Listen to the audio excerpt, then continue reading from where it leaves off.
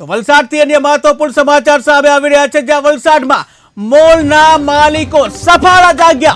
વલસાડમાં મોલના માલિકો સફાળા જાગ્યા, જ્યાં રાજકોટની ઘટના બાદ ફાયર રિફિલિંગ કરાવ્યું. ત્યારે એક્સપાયરી ડેટ વાળી બોટલો કરાવી રિફિલિંગ, જ્યાં તંત્ર દ્વારા મોલમાં ચેકિંગ હાથ ધરાયું હતું, કે જ્યાં રાજકોટની જે ભીષણ આગ લાગવાની ઘટના બની હતી ગઈકાલે, અને તેને લઈને તમામ જે ગેમિંગ ઝોન છે, તમામ મોલ છે, આ તમામ મોલના માલિકો સફાળા જાગ્યા હતા. ત્યારે વલસાડમાં પણ મોલના માલિકો સફાળા જાગી ગયા અને રાજકોટની ઘટના બાદ ફાયર રિફિલિંગ કરાવ્યું હતું, કે જ્યાં એક્સપાયરી ડેટ વાળી બોટલોને રિફિલિંગ કરાવ્યું. ત્યારે તંત્ર દ્વારા મોલમાં ચેકિંગ હાથ ધરવામાં આવ્યું હોય, કે જ્યાં મોલનું ચેકિંગ હાથ ધરવામાં આવે છે, ત્યારે જે ચેકિંગ હાથ ધરાતા પહેલા જે એલર્ટ બન્યા છે મોલના માલિકો, વલસાડના મોલના માલિકો સફાળા જાગી ગયા અને જે કહી શકાય કે એક્સપાયરી ડેટ વાળી જે બોટલો હતી તેમાં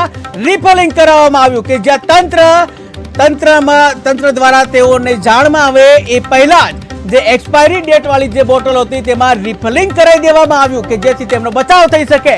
ત્યારે હાલ તો રાજકોટની જે અગ્નિકાંડની જે ઘટના બની છે અને તે બાદ રાજ્યના તમામ જે ગેમ ઝોન મોલના જે માલિકો છે સફાળા જાગી ગયા છે અને ફાયર સેફટીના સાધનો છે એને લઈને તરત જ કાર્યવાહી કરી રહ્યા છે. જ્યાં કહી શકાય કે ફાયર સેફટીના સાધનો જે છે એ બરાબર છે કે કેમ તેને લઈને સફાળા જાગી ગયા છે. ત્યારે જે એક્સપાયરી ડેટ વાળી જે બોટલો હતી, આવી બોટલો જે છે એ રિફિલિંગ કરાવવાની કામગીરી પણ મોલના માલિકો દ્વારા આરંભી દેવામાં આવી છે. ત્યારે તંત્ર દ્વારા જે મોલમાં ચેકિંગ હાથ ધરવામાં આવ્યું.